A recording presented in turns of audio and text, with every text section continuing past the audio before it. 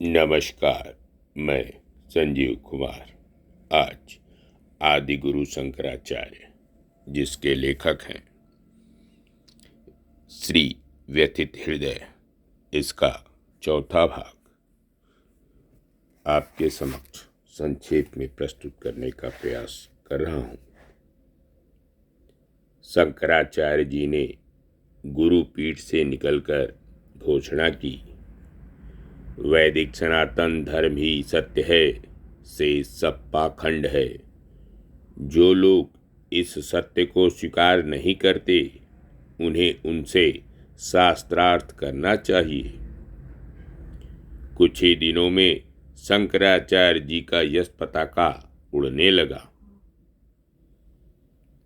शंकराचार्य जी सुंधवा की राज्यसभा में विजय प्राप्त करने के बाद काशी में वैदिक सनातन धर्म की विजय पताका फहराना चाहते थे, क्योंकि काशी में बड़े बड़े बौद्ध पंडित निवास करते थे।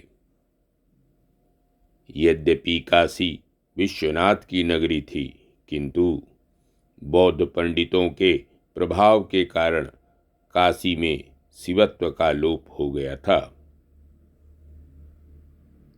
दक्षिण से होकर उत्तर तक यात्रा करने के पश्चात शंकराचार्य जी ने यह अनुभव किया कि देश में फैले हुए अनाचार को मिटाने के लिए दृढ़ रूप से धर्म का प्रचार करने की आवश्यकता है, और यह प्रचार तब तक नहीं हो सकता जब तक कि देश के प्रत्येक छोर पर प्रचार केंद्र या मठ की स्थापना न की जाएगी।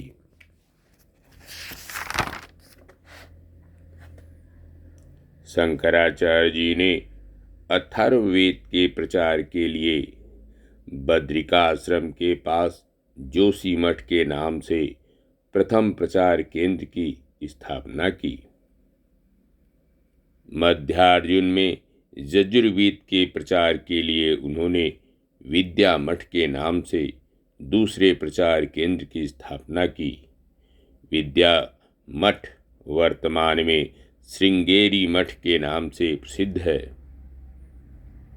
सामवेद के प्रचार के लिए द्वारिका में शारदा मठ की स्थापना की।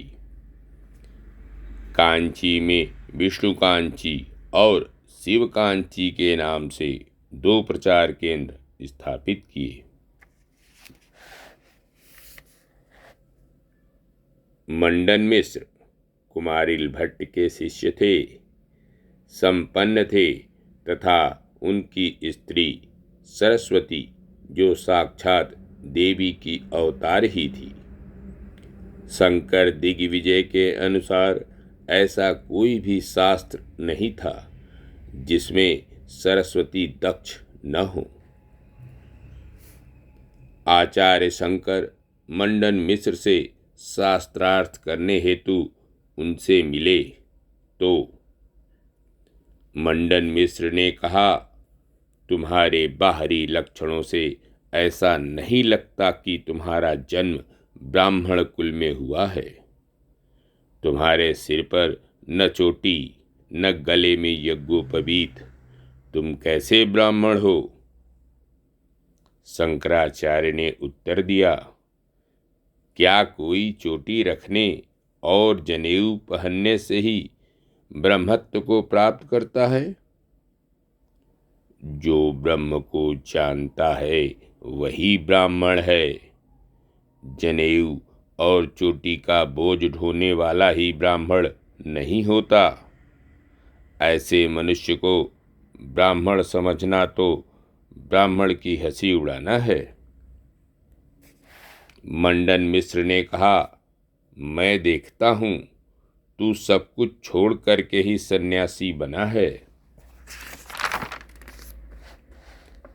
तुम्हारा शरीर कंथा के बोझ को तो वहन कर सकता है, पर चोटी और जनेऊ के भार का वहन नहीं कर सकता। मैं देखता हूं कि तू केवल विशेष भार ढोने वाला गदर्भ है।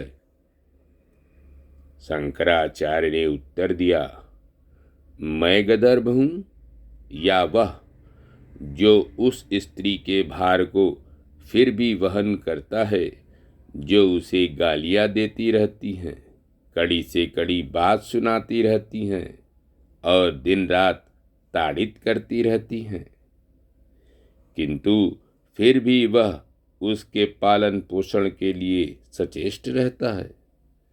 मैं ऐसे भारवाहियों गधों के भार को नष्ट करने के लिए ही तो प्रयत्नशील हूँ। मंडन मिश्र ने कहा, तुम्हारा यह वैराग्य बड़ा अनोखा है। इस प्रकार के वैराग्य से क्या लाभ? बिना संसार में उतरे हुए कोई कैसे वैराग्यवान हो सकता है?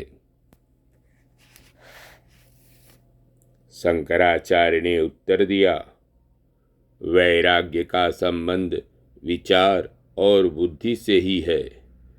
जब भी विचार और बुद्धि से वैराग्य उत्पन्न हो, मनुष्य उसी समय संन्यास ग्रहण कर सकता है। वैराग्य का मूल त्याग है। सच्चे मन से मनुष्य धन, संपत्ति, परिवार और पुत्र, स्त्री इत्यादि का त्याग करने पर ही वैराग्यवान बनता है। मंडन मिश्र ने व्यंग्यपूर्वक कहा, अब मैंने समझा कि तुमने संन्यास ग्रहण क्यों किया है। जान पड़ता है तुम स्त्री, पुत्र और परिवार आदि का भार वहन करने में असमर्थ थे। तुमने अपनी असमर्थता को छिपाने के लिए ही यह वेश धारण किया है। शंकराचार्य ने उत्तर दिया, तुम गृहस्थ हो, तुम नहीं जान सकते कि ब्रह्मचर्य और गुरु सेवा कितना कठिन कार्य है। तुम गुरु सेवा और ब्रह्मचर्य की कठिनाइयों से डर के ही गृहस्थ बने हो। तुम्हारा एकमात्र गृही धर्म है रमणी सेवा, भोग विलास। मंडन मिश्र ने उत्तेजित होकर कहा, नारी सेवा की तुम निंदा कर रहे हो। जिस नारी जाति ने तुम्हें जन्म दिया, तुम्हारा पालन पोषण किया, उसी की तुम निंदा करते हो। शंकराचार्य ने उत्तर दिया, तुम पशु के समान हो, क्योंकि जिस नारी जाति ने तुम्हें जन्म दिया, उसी को तुम विलास की वस्तु समझते हो। शंकराचार्य की तेजस्विता और सत्यता को समझकर कुछ विद्वानों ने मंडन मिश्र को शांत किया। मंडन मिश्र शंकराचार्य की बात मानकर उनसे शास्त्रार्थ करने के लिए सहमत हो गए। धन्यवाद। नमस्कार। शेष अगले अंक में, पिछला अंक डिस्क्रिप्शन बॉक्स में। धन्यवाद।